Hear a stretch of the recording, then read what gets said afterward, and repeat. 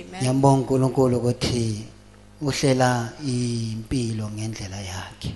I thank the Lord that He plans our lives according to His plan. Bekungasise ngqondweni noma sempilweni yami ukuthi ngizothula ubufakazi. I haven't planned that I may come to share my testimony, Kodwa namhlanje kuyenzekile ngokwa-plan kaNkulunkulu. but it has happened according to the plan of God. Nanoma bengithi ngizoza vele enkonzweni ye-all night prayer. Kodwa Even though I said I will attend the night prayer, ubufakazi nganginabo. Amen. I did not have a testimony. Manje bazalwane ngiyambonga uNkulunkulu ukuthi ke wakhuluma kubaba uNxumalo angikhulekela lana baba uNxumalo wathi kimi udinga ungibona. I thank God who spoke through Babu Malo, and he said to me he needs to see me.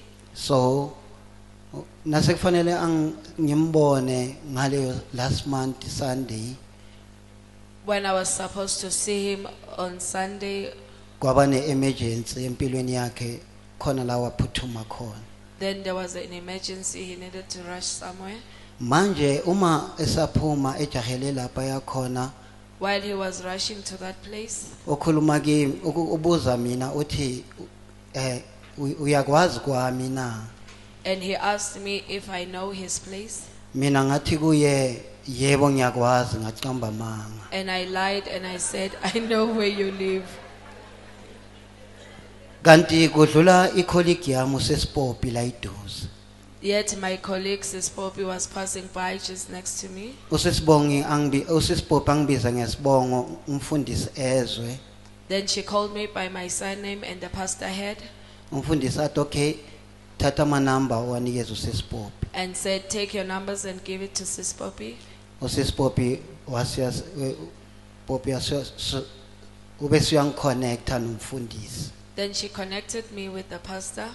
On that day wangitransporta wangimisa kamfundisi noma umfundisi. That day she took me to the pastor's place. Ngajabula kakhulu. I was so very happy. Wangikhulekela umfundisi wakhasta amadimoni. Pastor Nxumalo prayed for me and cast out demons, Wakhulekela impumelelo empilweni yami. and prayed for breakthrough upon my life. Yebo ngiyasebenza uNkulunkulu ngibusisile. Yes, I am working, the Lord has blessed me, Kodwa impumelelo bengekho. but there was no breakthrough upon my life. Futhi benginesidingo sengikhathele ukuhamba ngoqetshwayo. Ngiyaxolisa abaqetshwayo. Bese ngikhathele I was ukuthi tired. ngihambe ngeenyawo. I was tired of walking, Kodwa manje kuenhlizweni yami kusukela last year ngithi ngizowuthola imoto. but from last year I was planning to get a car. Imoto ngingaba nayo kodwa bengihamba ngama second hand car. I once had a car, but I would always drive second-hand cars. Kodwa for 5 years bese ngihamba ngeenyawo. 5 years, past 5 years, I was just walking.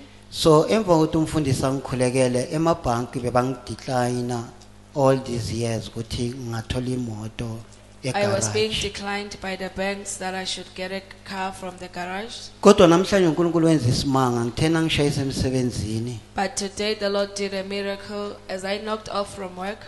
Umoya oyingcwele uthi hamba uye ayisuzu uye lapha ayisuzu eEurope car. The Holy Spirit told me that I should go to Isuzu. Nangifika eEurope car nangithi ngiye-Europe car ngigwedla la eayisuzu ngingene ayisuzu. I was intending to go to Europe cars, then I just entered Isuzu. Nangifika angithi ngigeza amehlo ngibona nje imoto ngoba sengijwayelekile ukuthi ngiyadecline. While I was just checking there looking for a car, because I'm used to being declined. Salesperson athi kimi no ufuna iphi imoto? The salesperson said to me, which car are you looking for? Ngimtshele nenkinga enginayo. I told the salesperson and the problem that I was having. Athatha ama particulars wami awathumele la awathumela khona. Then she sent my particulars. Angifonele emva kwe-hour. After an hour, she gave me a call.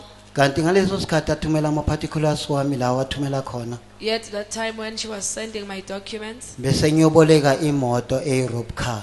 I was going to borrow a car from Europe. sengiyibhadalile ngoba khona la ngiphuthuma khona I had already paid for the car because I was rushing somewhere ukuthi ngize enkonzweni that I may come to church. nangithola leyo moto ngapha ngiya approve ukuthi When I ngizothenga got to that imoto car that I was renting, I was also approved to buy a car. manje ngiyambonga umfundisi Nxumalo nomama wakhe nabafundisi bonke Now I thank Pastor Nxumalo and Mam Nxumalo and all the pastors ukudeliver impilo yami namhlanje for delivering my life today. Halala. bazalwane i4x4 ayisuzu I am now driving a 4x4 Isuzu. Hallelujah. ngokuphetha bazalwane i-double cab ngiyambonga uNkulunkulu It's a double cab. I thank the Lord. Hallelujah. manje bazalwane ngiyacabanga ukuthi njengoba nginomzimba omncane sengizokhuluphala Maybe now I am going to gain weight, brethren. ngiyabonga mfundisi Nxumalo nomama Thank you so much, Pastor Nxumalo and Mam Amen. Nxumalo. Amen.